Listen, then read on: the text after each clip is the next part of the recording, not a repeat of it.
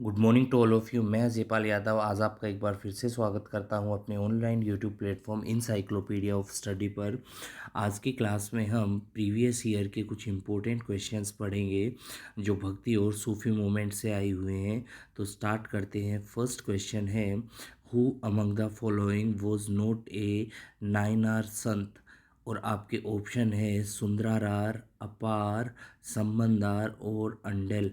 नायनार संत एक ग्रुप था जो कि डेडिकेटेड होता था लॉर्ड शिवा को।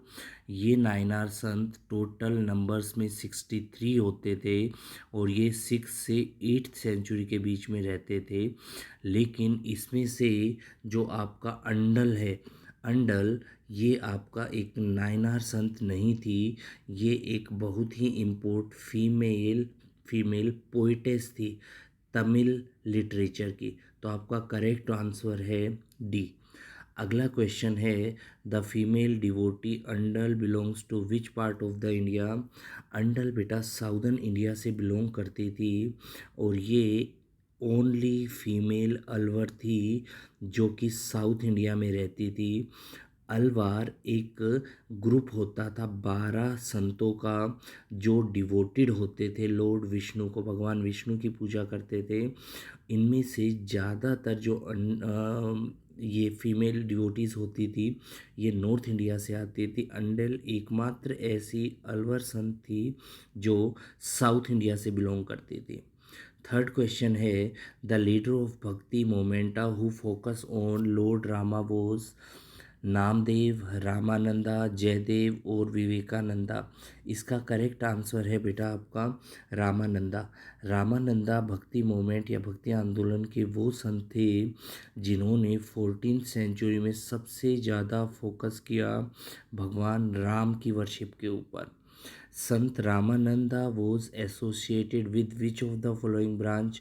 संत रामानंदा किससे एसोसिएटेड थे? तो याद रखिएगा संत रामानंदा राम मगरी ब्रांच से एसोसिएटेड थे बेटा। और ये जो राम मगरी ब्रांच थे ये फोकस करती थी ज़्यादा से ज़्यादा मेडिटेशन के ऊपर फोकस करती थी और इसी के एक फेमस संत थे आपके रामानंदा। अगला क्वेश्चन देखिएगा, Tulsidas wrote Ramcharitmanas in the region of. Tulsidas ने कब रामचरितमानस को लिखा था? CHSL में आया हुआ क्वेश्चन है बेटा। तुलसीदास ने रामचरितमानस को अकबर के टाइम पीरियड में लिखा था और तुलसीदास को one of the greatest Hindu संत माना गया है इंडिया का। वो अगला क्वेश्चन है, the famous bhakti sant who belongs to the royal family of मेटा वॉज। मेटा की रॉयल फैमिली से बिलोंग करने वाली इम्पोर्टेंट भक्ति संत कौन सी थी? आपका ऑप्शन है बेटा मीराबाई।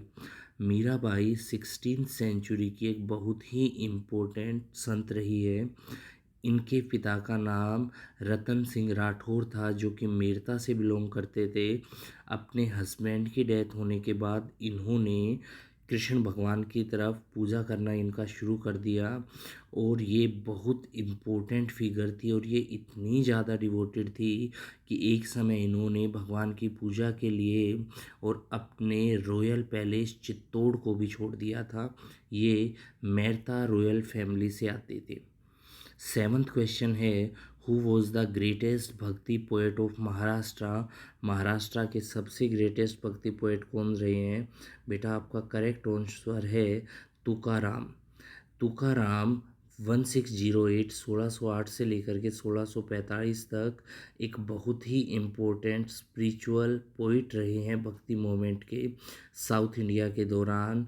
इन्हें फर्स्ट मॉडर्न पोइट कहा जाता है बेटा मराठी लैंग्वेज का। तो आपका करेक्ट आंसर है तुकाराम।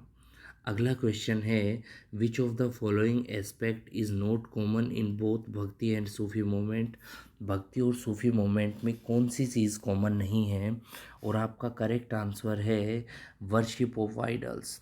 मूर्ति पूजा जो है ये भक्ति मूवमेंट और सूफी मूवमेंट में कॉमन नहीं है।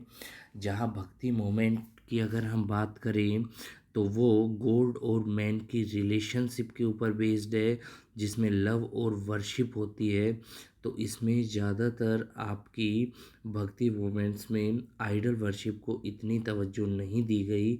यही रीज़न था कि भक्ति और सूफी मूवमेंट में वर्शिप ऑफ जो आइडल्स था ये बिल्कुल कॉमन नहीं था। ये क्वेश्चन आपका एसएससी टैक्स असिस्टेंट में आया हुआ है। अगला क्वेश्चन देखिएगा बेटा, द भक्ति cult spread in Maharashtra with the teaching of. Maharashtra में भक्ति को सबसे ज़्यादा इसको किसने पॉपुलराइज किया? तो आपका करेक्ट आंसर है संत तुकाराम। संत तुकाराम, जिन्हें कॉमनली तुका भी कहा जाता था, ये 17वीं सेंचुरी के बहुत इम्पोर्टेंट मराठी पोइट थे और इन्होंने महाराष्ट्र में भक्ति मूवमेंट को स्प्रेड किया। अगला क्वेश्चन है द मोस्ट इम्पोर्टेंट इसे में प्लीज़ यहाँ पे मेंशन कर लीजिएगा। The most important Sufi serine of India is. India की सबसे महत्वपूर्ण सूफ़ी संत की दरगाह कौन सी है? तो याद रखिएगा, अजमेर में स्थित दरगाह शरीफ, जो चिश्ती संप्रदाय से संबंधित करते थे, ख्वाजा मोइनुद्दीन चिश्ती, उनकी दरगाह है। ये सबसे इम्पोर्टेंट सूफ़ी सीरीन है बेटा इंडिया की, और ये तारागढ़ हिल्स पे बनी हुई है अजमेर में। आपका लास्ट क्वेश्चन है कि वो कौन से सूफ़ी संत थे जिन्होंने डिवोशनल म्यूज़िक का सहारा लिया to moving closer to God, भगवान के ज़्यादा पास जाने के लिए? और आपके ऑप्शन हैं मोइनुद्दीन चिश्ती, बाबा फरीद, सैयद मोहम्मद और शाह आलम बुखारी। बेटा करेक्ट आंसर है बाबा फरीद। इन्हें शेख फरीद भी कहते थे और ये सबसे इम्पोर्टेंट सूफ़ी संत रहे हैं। इन्होंने फाउंड किया कि म्यूज़िक सबसे बेस्ट वे है भगवान तक जाने के लिए, और ये अपने इमोशंस को और डिवेशंस को सॉन्ग्स के माध्यम से रिप्रेजेंट करते थे। ये क्वेश्चन आपका एसएससी एमटीएस के एग्ज़ाम में आया हुआ है। आई होप आपको आज की वीडियो अच्छी लगी होगी। अगर वीडियो अच्छी लगी है तो ज़्यादा से ज़्यादा वीडियो को शेयर कीजिएगा, चैनल को सब्सक्राइब कीजिएगा। Thank you. जय हिंद, जय भारत।